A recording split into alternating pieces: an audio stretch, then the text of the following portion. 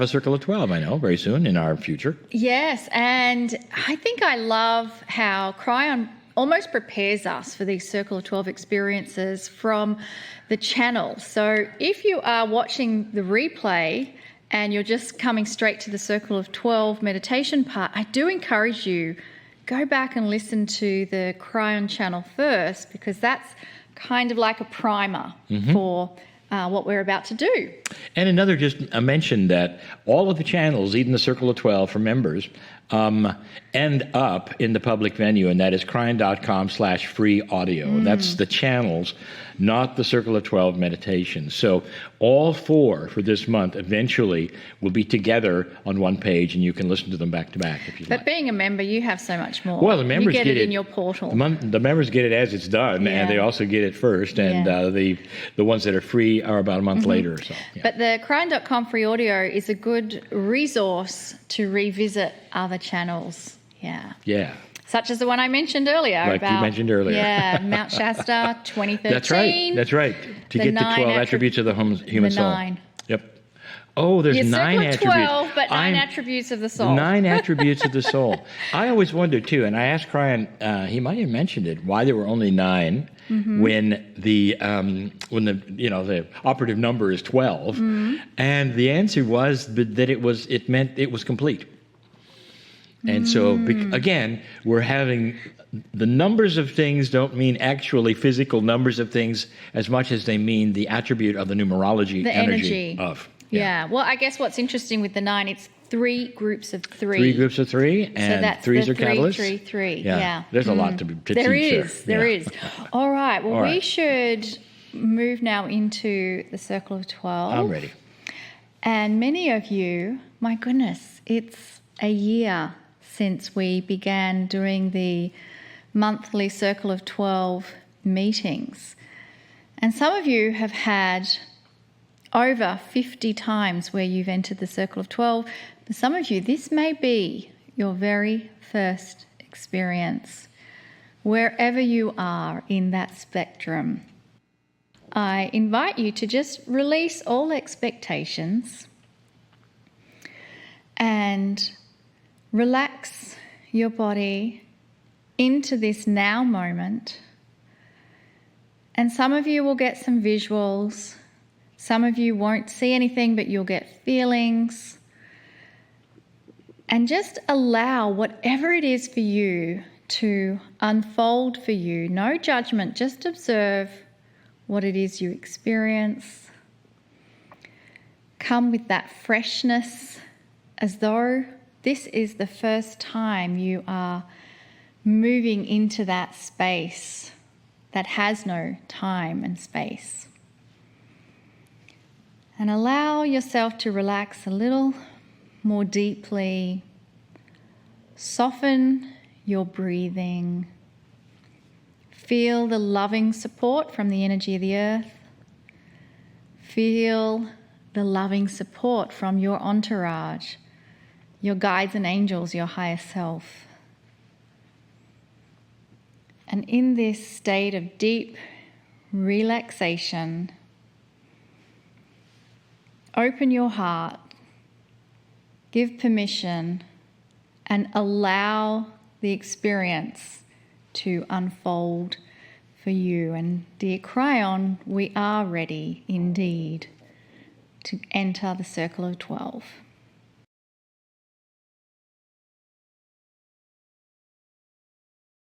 Greetings, dear ones. I am Kryon. Come a little closer. I would love to give you information that you'd never heard. And so I will. And it has to do with that which we have covered all month, the human soul, the soul of the human. If I were to tell you that your biology actually is built to see, understand, and receive things from that which is your soul, would that shock or surprise you? Research is hard to do. on multidimensional things. Because all of that which you have that is microscopic, right down to seeing almost things at the atomic structure, does not show you anything more than 3 or 4D. How many angels can you put on the head of a pin? That's a metaphor, dear ones. But that question shows where I'm going. Truly, if you could see, understand the plan of the marriage of multidimensionality to that which is your own biology, I think it would change everything. Everything. If you could see how things were built within you, within your brain and your consciousness, even the chemistry, the shape, perhaps even of the molecules, there are receptors, you might say. Let's look at these things that are not things you'll see in the microscope as much as you will see them in a plan that is microscopic at a multidimensional level and a 4D level. That will occur someday. You'll be able to see things in what we will call a quantum scope. The use of quantum as a word means multidimensional when we use it.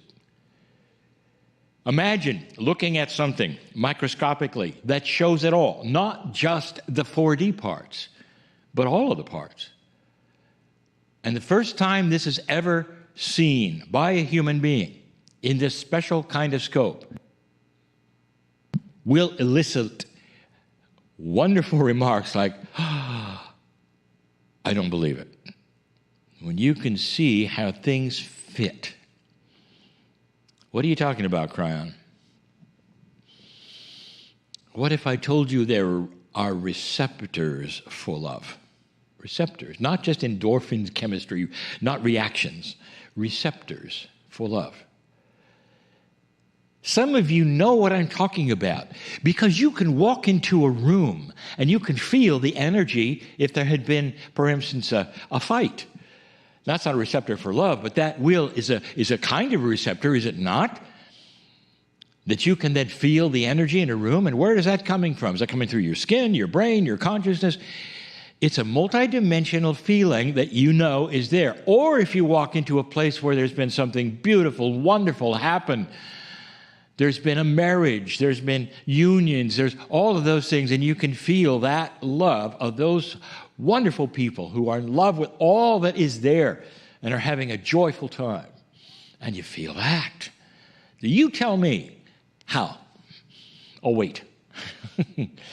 You see, it's not chemical. It really isn't. There will be those who say, well, those pheromones and those other things, they go out and they do this and whatever. I'm talking about a field. I'm talking about you feeling this from a distance as well. Somebody calls you.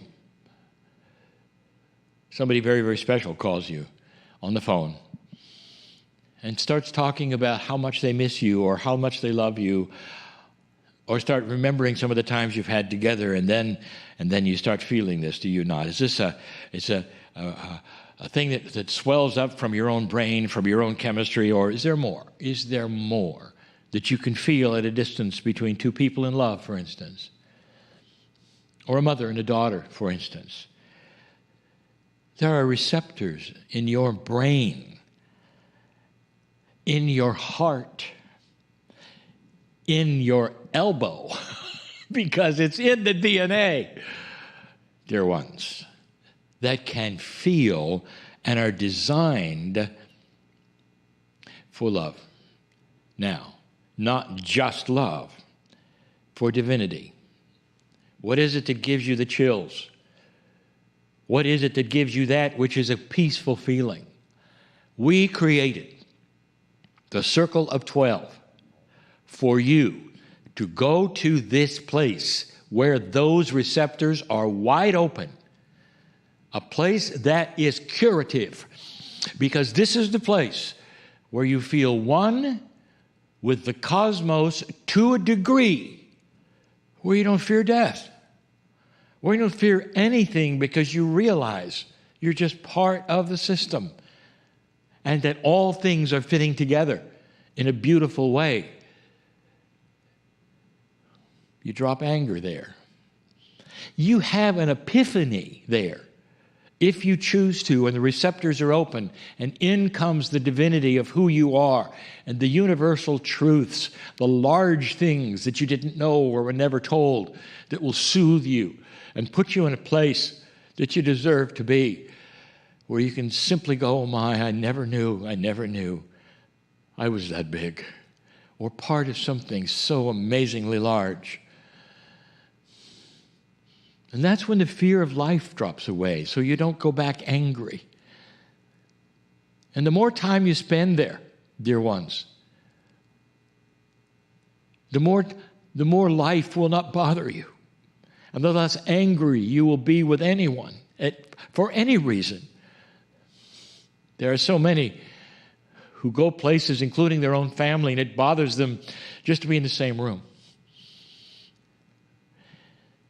Habits bother them, and talk bothers them, attitudes bother them, and pretty soon they're a wreck.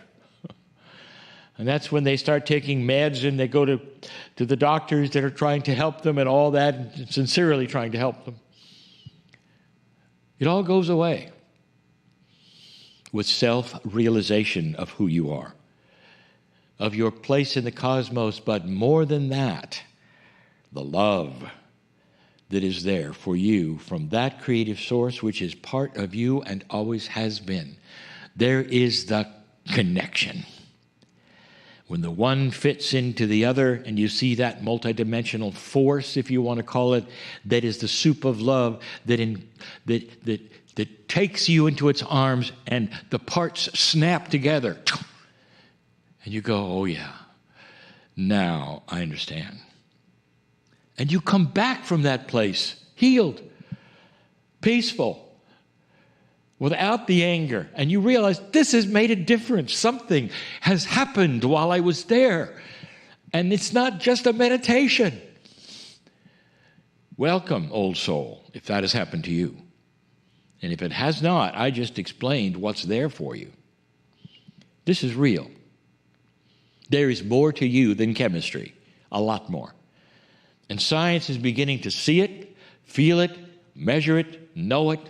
Consciousness is energy, it's physics. Consciousness is a lot more than you thought it was, and that which is your DNA and your chemistry, as much as you know about it, it's only a piece of what is actually there when you take a look at the other dimensions that it broaches and that it's part of. That's a truth. We talked about the higher self.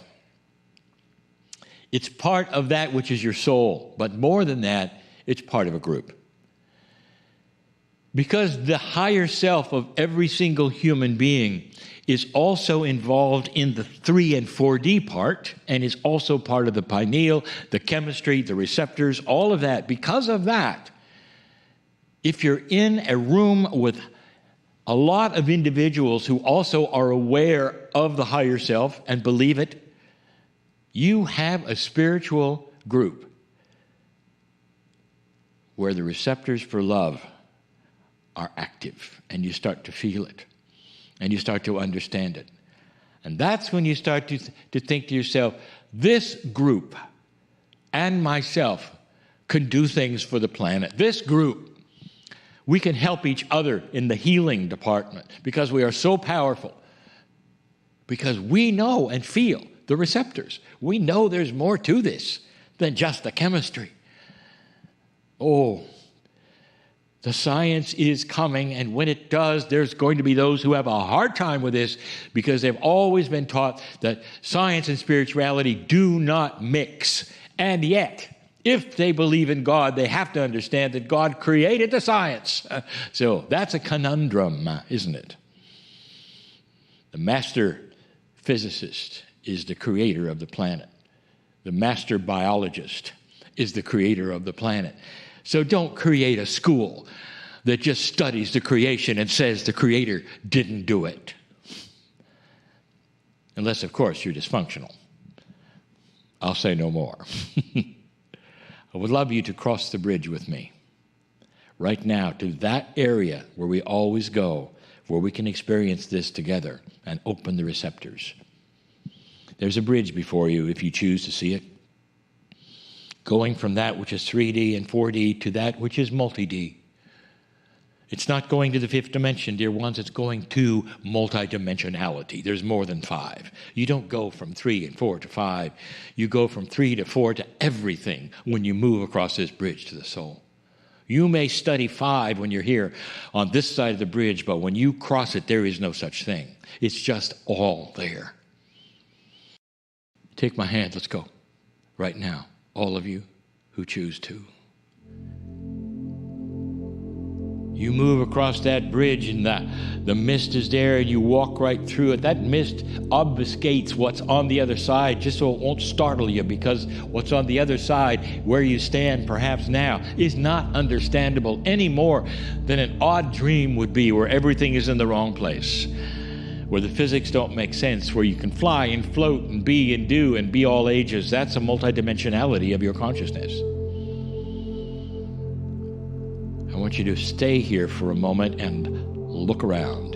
In your mind's eye, what would you see if you could step into an unlimited you? I'm not talking about an action figure. I'm talking about that which is forever and has been here since time began and before. That's the you I'm talking about. And for a little while, you're human. That's the you I'm talking about. One that sees all it is instantly, where you start to feel there's something bigger here than I was ever told. And it's me. I'm part of it. Did you know that? You're not observing an event. You're observing you. Come with me to this theater that we always go to, or generally go to. And we're going yet again, because we are going to this theater. You guessed it. We're going to go into that theater of the round, where you go into a place on stage which is sunken, and you have to go down into the audience and climb up onto the stage. And it's in the round for a metaphorical reason, because there's no beginning or end to this. There's no good seat or bad seat. They're all looking at you. You're in the middle. Let's make it turn if you'd like to, because everyone gets a good view. But that everyone is going to be the higher selves of all the souls on this planet.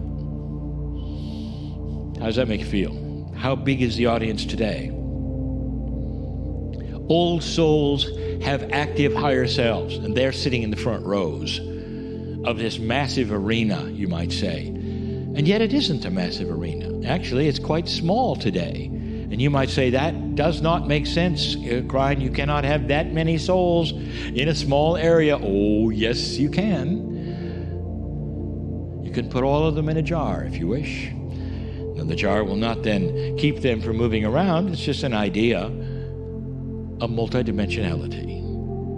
You can make this as big as you wish, an arena as big as a city, if you wish, or as personal as 3 or 4 chairs in front of you. Here's the point. Your higher self is a group, and it is involved with the consciousness of humanity. And that humanity is starting to awaken and grow.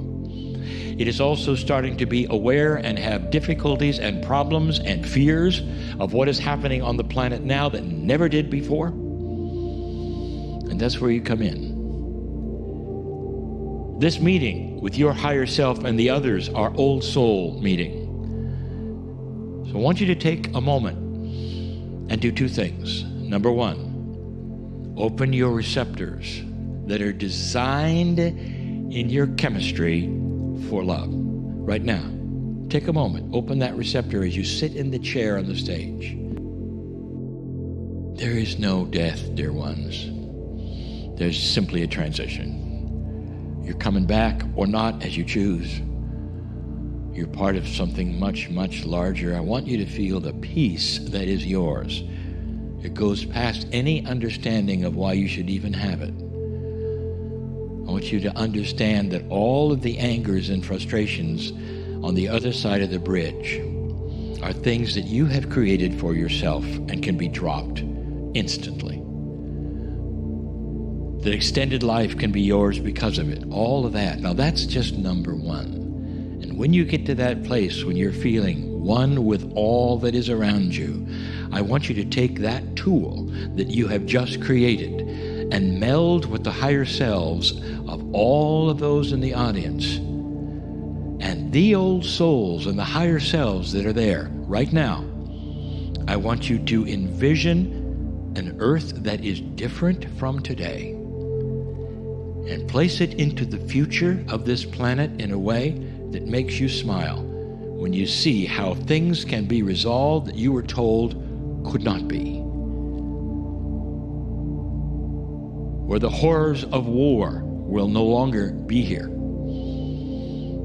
There is a template for this on other planets in your galaxy that have done exactly this. This is one of the biggest tools you have. The old soul meeting, the gathering you could have every day if you wished before you went to sleep. Because when you're in this place, you have the mind of God, not the mind of humans from other countries. You are together in one goal: kindness, compassion, honesty, transparency, care for one another. That is possible. No matter what you see on your news, a designed fear program, dear ones. What you are doing now is sending out the energy of the future of Earth. Foolish? I'll leave that to you, because when you return someday, you will be the benefactor of it. Shamans, all of you, in this department today, I want you to stay and understand and feel this. Old souls of the planet, unite for a peaceful time that you can create. Stay. Stay. And so it is.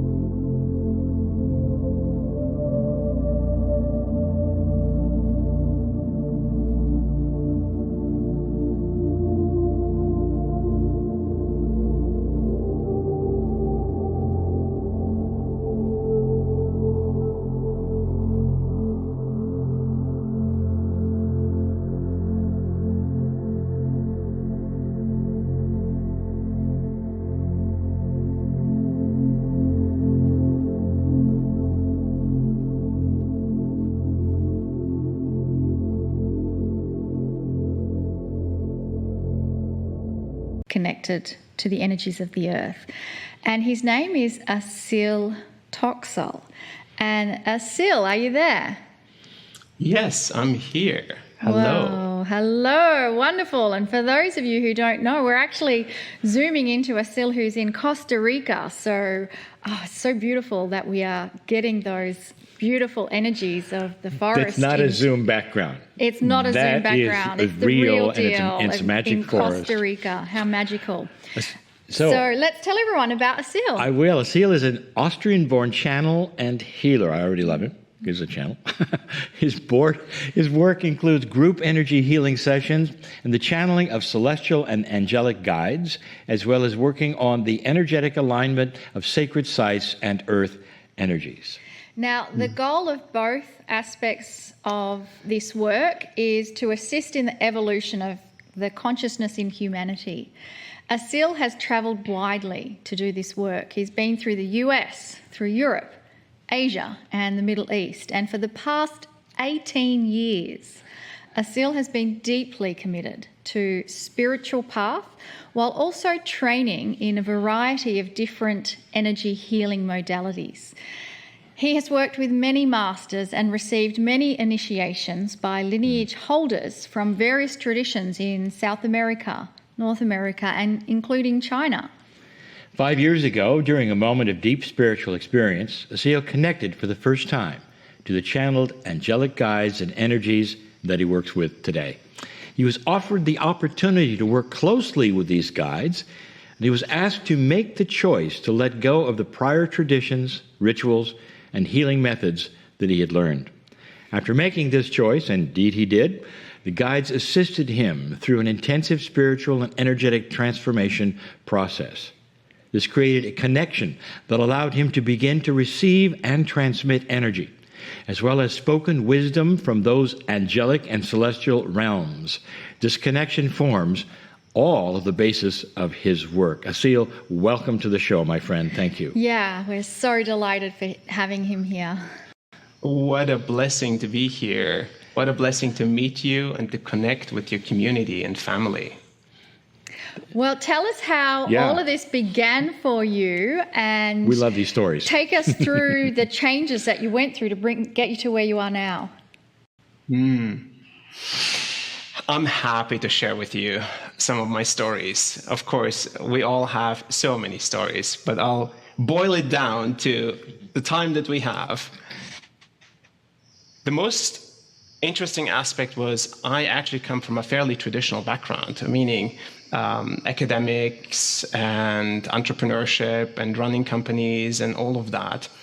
And so fairly grounded, engineering mind, a scientific mind, a skeptical mind.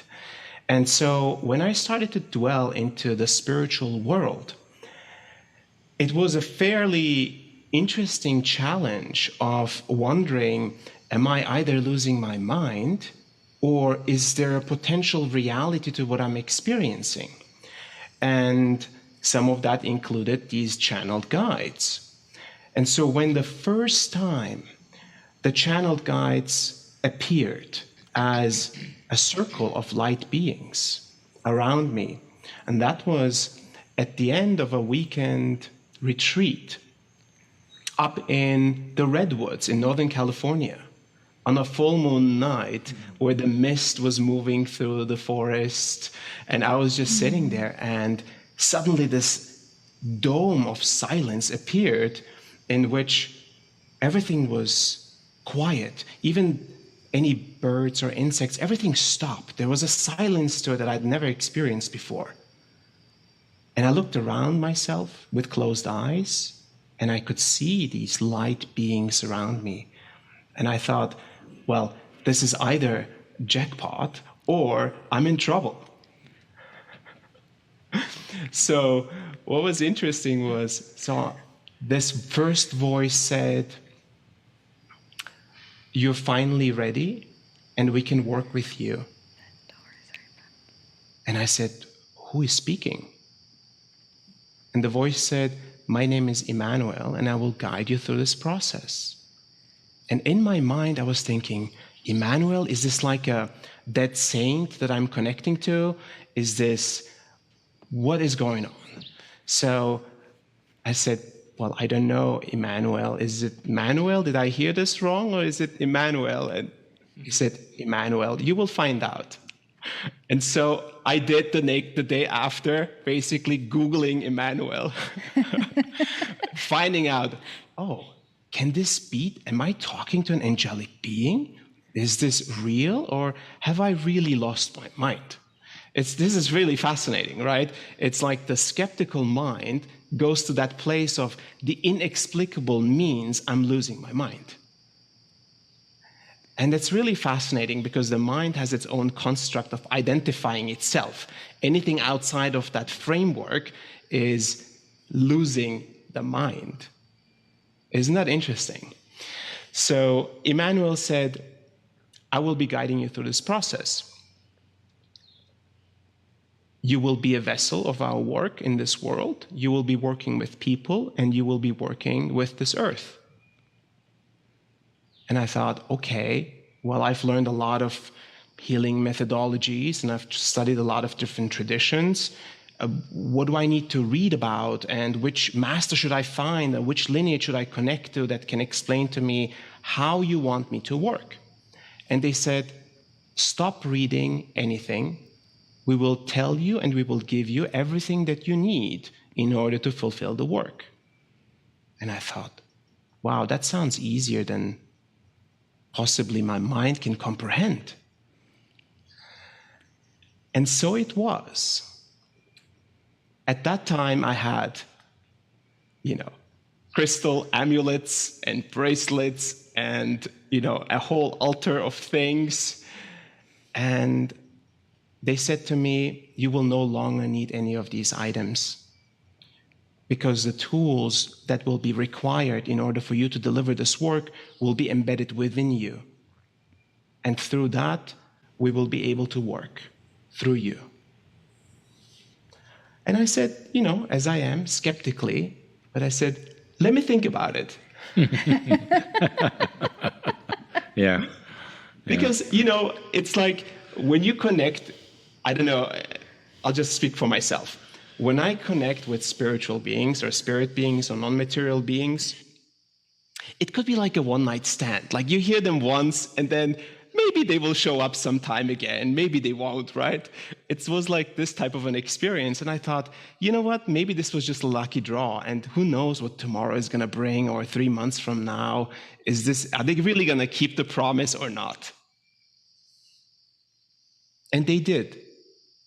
They kept on coming back. There was a consistency of every promise was being kept. So my skeptical mind could not question this anymore. I had to accept, oh, this is possibly something real. This is possibly something I can trust. And they worked on me. It was a long process of energy work on myself as they would embody me, and they would work on different energy channels. I would go through really intense, hour-long energetic transformational things, which felt like electric shocks through my system.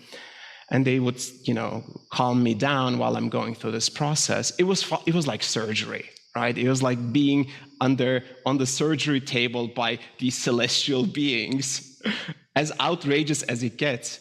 And I would come out of these sessions and I would think to myself, well, how am I going to explain this to my friends or to my parents?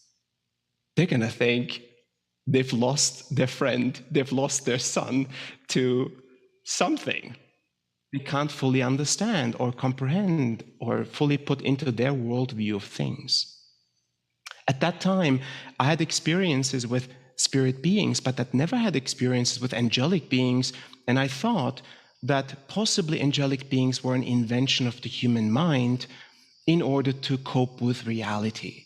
Wouldn't it be nice to have an angelic being to help us when we are in need? And wouldn't it be nice to follow the values of angelic beings? So I thought it's a made-up thing of myth and legend. You see how my mind used to work? And it proved me wrong because I understood wow, this is as real as it gets, at least in my world. Now, how am I going to translate this reality that's installing itself within me into the world? How is this going to become a thing? How is this going to impact people? And of course, the guides would say, or Emmanuel would say, don't worry about that part yet. It will organically unfold because people will feel the resonance within your heart, the purity of the work delivered, and they will start to receive, to become available to receive. And I thought, wow, all right, well, I'm just going to follow the guidance. And I continued to follow the guidance, and I would start small groups, a person here, my friends and my circle of community, they were my guinea pigs, right? So I would say, hey guys, I'm channeling these beings and they want to do healing. Are you up for it? That's great. What happened to your guinea pigs? Did they report different experiences? Yeah. Oh yeah. So some of them were like, dude, this is not subtle. This is strong. Mm-hmm. Like whatever is going on here is really powerful. And the messages, the guides would do healing sessions on an individual. They would deliver a message and they would work on the individual. And I would sometimes connect with my third eye and see from their perspective. And I would see the body in front of me turn almost transparent. And I would see the energy body of the person, and I would see the organs, and I would see sometimes all the way into the DNA. And I thought, wow, this is wild. It's like virtual reality. Mm-hmm. And they would do these microscopic or energetic surgeries on every individual, starting from the energy body all the way down to the densest layers of our being, all the way down to some ancestral aspects, some DNA aspects. Fascinating. And I would come out of it as much in awe as the person that just received it. Yeah. When did you realize that these entities or guides or whatever beings were actually allied with the planet? Yeah. They basically told me over the course of starting to deliver the healings, they said, well, it's not just about assisting the individuals to get to higher states of consciousness, to evolve as an individual, but it's also the earth that is a powerful consciousness for your existence as humanity. You are connected like an embryo is connected to its mother through an energetic umbilical cord to this earth, meaning you're not just going to skip steps and ascend without the connection to this earth and the earth itself raising in its vibration. And I thought, well, how is that going to happen? The earth is so big. How can the earth's energy and earth's consciousness evolve as we are evolving as individuals? So they said, we will send you to specific countries with specific places in each of these countries. Some of them are going to be difficult to get into, but this is how it's going to work. I would give them, first of all, the regions, the continents. They would select a specific set of continents in order, and they would select specific countries within each continent. And then once we had the country, the next one that we needed to go to, we would create this master list of all the sacred sites that we could get our hands on, as well as places of global trauma, which is also interesting because those places hold on dense frequencies. They do. And the energy is stagnant. It doesn't move. So it started off, interestingly enough, in the Middle East. They said, we want to send you first to the Middle East. And these are the countries that you need to go to. Well, interestingly enough, the Middle East is, filled with countries that are really hard to get into and really tricky to navigate, doing channeling work. To the point where people would adamantly advise us against it. They would say, like, don't go.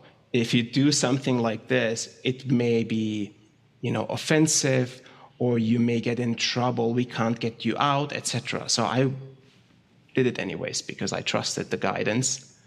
I trusted that, hey, if that's what happens to me, then, that's what it is. Like, I'm following the guidance and the path. Of course, we were we have a solid team of people that made sure everything was organized perfectly and safe. We would go into war zones. We went to Iraq, we went to Iran, we went to Saudi Arabia, to some of the most sacred places for humanity, to Israel, to Jerusalem, to Palestine, to Jordan, to Egypt. So we covered, even to Syria during the war. We crossed the border from Lebanon. What touched me the most, or one of the times that I was touched the most, was when we went to Syria. People traveled within Syria for hours in their cars through a war-torn country to come to a session that I was holding in a private residence. And there were healers themselves that chose consciously to stay back in the war zone because they said, someone has to hold the light while this is happening. And I have goosebumps just talking about it. Oh, yeah. We have goosebumps listening. I'm I know. feeling the emotion behind that, and just a wave of gratitude. We are very familiar with carrying light in these places, and we have had criticism for going to certain kinds of places because they say, why would you go there? It's so much dark. I said, do you have any problem with light going there? So we know this. Bless you for this. This is wonderful. Yeah. Tell us more. And the gratitude in their eyes and the tears that they had, that someone would dare to come into their war-torn country to support them so they could do their work even better. So they felt the support. They knew, they understood, even in the darkest moments where I'm trying to hold my light, someone or something will be there for me, and I will be supported as well. So that was some of the human connections. But of course, I would go to a dormant volcano in Iran, outside of Tehran, and we would have to go up there in 4x4s with chains and go up the snow into the summit, because I heard this story that there may be the local myth is that there is a dragon in that mountain. So I said, okay, well, I checked, is this a site we need to go to? And the answer was, of course, yes. So I went up there, walking, the 4x4 got stuck at some point. And I'm like, do we have to go further? And they said, yes. So I'm just waddling through snow that's all the way to my waist with my backpack. And I was just okay, how am I going to get up there? Just keep going and find a stone platform. And they say, this is okay. So I go up there and I sit down. The wind is blasting. And I connect to the channel, and Raphael comes through. And Raphael does this energetic work in which they connect all of these sacred sites to each other, as well as to celestial realms. So they're creating basically a new grid on top of an existing grid of energy lines on this earth. And as I'm doing this and the connection is done, they say, wait. I'm like, okay, what are we waiting for? So I'm waiting and waiting, and suddenly this energy starts arising from the depth of the mountain, and it starts to come up, and I start to see its shape. It's a red dragon, and it has 3 heads, and it's flying around the mountain, circling around, focusing on me, and coming really close. And as it's coming, I can feel its energy really and it is somehow upset. I think someone woke it up, probably me. Yeah, probably you. I think you did it. Yes, I'm sure. You woke the dragon. Woke the dragon, yes. And it was really powerful because the message it delivered, once it understood that it's time, it is that time in humanity's existence where these beings are coming back to life. where the energies on this earth are rising again. And so this is one of the many stories that I have going to hundreds of sites around this world, including the one behind me, Arenal, an incredibly beautiful smoking volcano in the center, more or less in the center of Costa Rica. And the energy is here off the chart. We connected to the spirits of the forest here yesterday, last night, as the celestial consciousness that I work with, Elohim, was doing the work. And I connected to the Pleiadians as well, as they had created a bridge here before even humanity's seeding. So really fascinating things that combines spirits of nature, spirits of the land, celestial consciousness, and star families. It's all connected. It's not one or the other. There is a great plan to support humanity in its evolution of consciousness, and it has a strong tie to the Earth's evolution. People have been waiting a long time for this. We teach this. The shift is here. It's all part of the shift. What is your feeling about how long this may take? Well, I think all of it is heating up. There is an acceleration that we are feeling viscerally in spiritual communities, also in the world. The rising of polarity is one of the signs that I witness, but also the rising of energies. Places that I've been to before, I go again, and I'm overwhelmed with how strong the same place has gotten. I witness the unfolding of a psychic or energetic abilities within people around the world. I see it, and I'm noticing, all right, the energies are rising. There is an acceleration. It's not a linear line. It is really an exponential curve. So I believe the next 5 to 10 years are going to be properly intense, intensifying in the energy, in the fuel that we have to do something with it, or really be, impacted by the energies without knowing what to do with the energy. I know you have courses where you teach these things, and you are a healer. Why don't you, before we run out of time, give us some of these things, these ideas, and what's going on there, and where people can find you as well. Yeah, there are two paths that we're following. One is the training of individuals, which is connected to them becoming pillars of light in the world, because we want to create a family, thousands of pillars of light around the world. They are solid, they're supported, they're initiated into this frequency. The second part is training individuals to become sacred earth guardians and sacred earth ambassadors, stewards of the lands, steward of the sacred places around the world, initiating, reinstating them, activating them, but also maintaining them, both energetically, but also physically. Some of these sacred sites are, torn. They're not well maintained. They're not even clean. I would go to a place that was the center of the world at some point in human history, and everything is plundered, and there is dirt everywhere, not a single person in sight. And I would wonder, wow, how did such a sacred place got forgotten?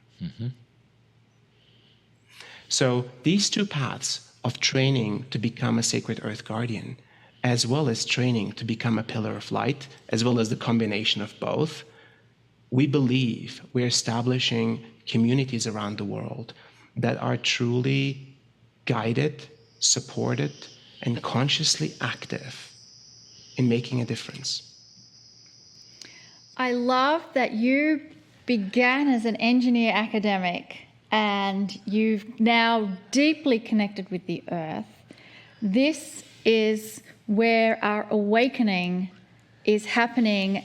You connected celestial realms, our star family, the human consciousness, and earth, all of them together, not separate. And that is everything Kryon's been teaching us in this month of September. And so I'm just so thrilled that you are doing all of this within your body of work. Please give us your website or a place where people can now connect in to find out more? Great. On our website, ail.to, you will be able to see the different programs that we do, a huge archive, completely freely available to you by our nonprofit organization, of all the channelings that have occurred, as well as information on the upcoming course for Sacred Earth training, which is in the beginning of October, as well as the first Pillars of Light training, the next one that's coming up in November. So the Sacred Earth training is a 7-day training. The Pillars of Light first level is a 30-day training. And some of it is energetically strong, intense, transformative, but also incredibly loving, with beautiful people that are here to support you in that journey. Great. We had a friend for years who actually channeled Gaia. And that's the first time I really saw the sentient idea that Earth has a personality, not just a connection that the indigenous talked about it. Do you feel the same? I definitely feel the same way. The Earth has its own consciousness, and it is really, truly like our original mother. Experiencing this human form on this Earth is a great gift, and we forget her sometimes. You know how when, at least I remember just growing up, and then in my early 20s, I go out to explore the world and just be a human as much as I can. Sometimes we forget where we came from, who are our fathers and mothers, those that lived before us, our ancestry, who are the ones that fed us consistently, loving us unconditionally. And the Earth is that way. She is loving no matter what. And so is the sun. As a fatherly energy, it's like there is this. And we are in some ways the cosmic child, right? And we are remembering that again. I love it. Beautiful. Well, if there's... Thank you. Yeah. This was great. Yeah, This is I great. really encourage everyone to peaceful. go and check out ail.to. Don't you just feel like you just want to sit for a while and and enjoy the energy that he's bringing here and the connection that he has. I really do respond, especially to the connection that he has with the planet. So thank you, my friend, so much for this time. Thank you. Yeah. Thank All you right. for having me. It's Great. such a blessing to serve in this way and also to be seen in this way. Yes. I appreciate the work that you have done for the planet and for humanity, and how you prepared a lot of us, and you continue to doing what you're doing. Also, no matter what, unconditionally giving in the way that you do. Great. Wow. Oh, wonderful.